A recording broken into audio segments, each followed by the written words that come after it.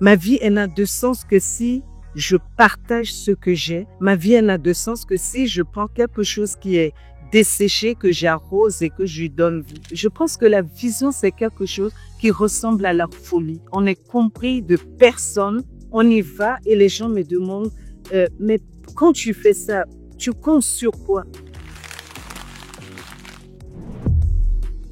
Je parle du principe que si la vie t'a tout donné, tu n'as plus rien à conquérir. Et je parle aussi du principe que je veux voir réussir ceux qui partent avec un handicap. Parce qu'on va se dire, être orphelin en Afrique, c'est un méchant handicap. Pour certaines personnes qui nous regardent, ça peut paraître idéal. Il y a des systèmes, il y a des subventions, il y a des choses. C'est pas le cas ici. Et aider les plus faibles, les plus démunis, la veuve et l'orphelin, comme je dis souvent, comme c'est dit dans la vie d'ailleurs, moi, c'est quelque chose qui me bouge personnellement. J'étais venu l'année dernière pour d'autres raisons. À côté, j'ai découvert l'orphelinat, mais j'ai pas eu l'opportunité de le voir de l'intérieur. Et honnêtement, j'ai été très ému quand j'ai fait le jour, parce que je suis quelqu'un qui aime avoir le contrôle de ce qui se passe autour de moi. Et en réalité, quand on entre dans celui-ci, on comprend à quel point Dieu a un contrôle.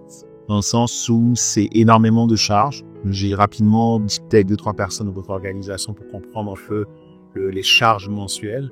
C'est énormément de gens qui donnent de leur temps bénévolement. C'est des gens qu'il faut continuer à motiver parce qu'ils ont leur propre réalité. Il faut leur propre facture à payer. Donc, réussir à maintenir une organisation aussi complexe où est-ce que le service à offrir est de réparer des âmes et de élever des enfants à qui on a dit que tout était terminé afin de leur redonner un espoir, mais réussir à le faire avec si peu de moyens finalement parce que au guide de ma connaissance, vous n'êtes pas milliardaire, vous avez mis vos propres deniers, des fois au détriment de votre propre aisance, au détriment de vos propres enfants, parce que vous considérez que ceux qui sont ici sont aux enfants. Et de la même manière que toute votre organisation, donc tout est, puis vous ne voyez peut-être pas là, mais quand on a fait la visite, juste là, j'ai compté 5 à 6 personnes qui étaient là. On est aujourd'hui un vendredi. On est vendredi après-midi. À cette heure-ci, la plupart des jeunes sont en train de préparer pour aller en boîte de nuit, pour aller boire la bière, pour passer du temps avec leurs copains ou leurs copines. Et on a ici des jeunes qui ont décidé d'investir de leur temps pour venir vous aider aujourd'hui. Et ça, c'est que ce que moi, je vois aujourd'hui, mais ils sont là toute la semaine et tous les week-ends. Et pour moi, c'est ça, c'est le signe d'un vrai leadership. Une capacité à communiquer une vision et une capacité à rallier du monde autour, mais surtout à les driver au quotidien. Parce que c'est facile d'avoir la vision, mais la différence se fait dans l'exécution. C'est vrai. En mon avis, ce que je voudrais qu'on discute, c'est un peu la répétition. Je pense que tout le monde conviendra que l'exécution est très difficile. Et vous ne seriez pas en mesure de le faire si vous n'aviez pas une vision, on dit en anglais, vivid. S'il n'y avait pas une vision qui était vraiment forte, brûlante, ardente dans votre cœur. C'est quoi qu'on dit? On va mettre de côté le Petit Prince. On va regarder beaucoup plus large. Justement, la question que je viens de poser à mes clients dans les autres activités, quand je leur vais permettre de rêver, d'oser, on reviendra là-dessus tout à l'heure, c'est d'oser, de ne pas se limiter, de ne pas avoir de croyances limitantes, de ne pas se dire que je ne suis bon que à ça, mais plutôt de se libérer, de se lâcher. Et je vous passerai la parole tout à l'heure, mais il y a une phrase qui m'aide pas à me motiver quand je vais mal, qui est, je me souviens de son prénom, mais c'est une phrase qui a été mise dans le film Coach Carter, où est-ce qu'il dit, notre plus grande peur en tant qu'humain n'est pas de savoir qu'on est incapable. Notre plus grande peur est de savoir qu'on n'a aucune but à ce qu'on doit accomplir. Parce qu'on est tous des enfants de Dieu qui sont amenés à briller.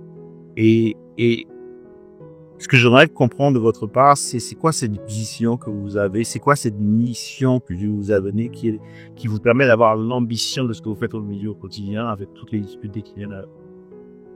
Je crois que c'est toujours comme une graine qui est dans le cœur.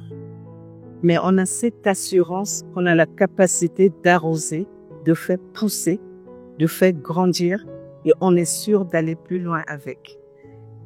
Une vision, lorsque nous l'avons, c'est pas pour nous-mêmes.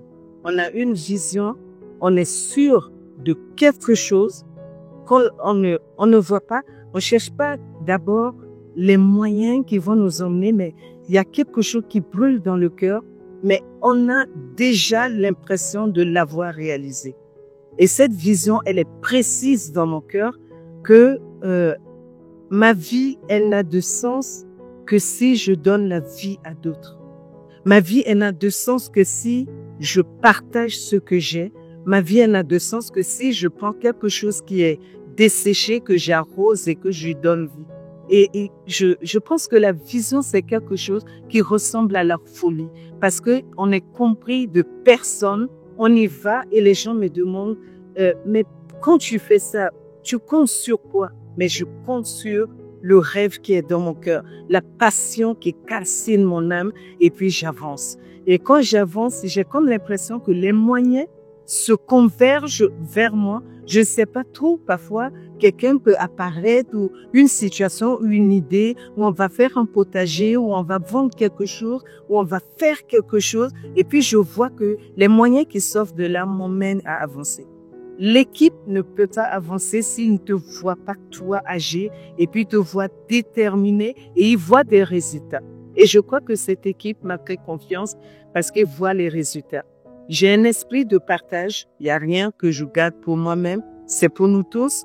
Et puis, j'ai un esprit de détermination et un esprit de conviction totale et une passion. Cela est né depuis mon enfance lorsque j'ai vu que je pouvais faire du bien autour de moi et ça faisait plaisir à des vieilles personnes et tout. Et moi, quand j'étais enfant, lorsqu'on manquait de tout, le peu de repas qu'on avait, je regardais mes petits frères et sœurs. Si je sens, je ne mange pas avant.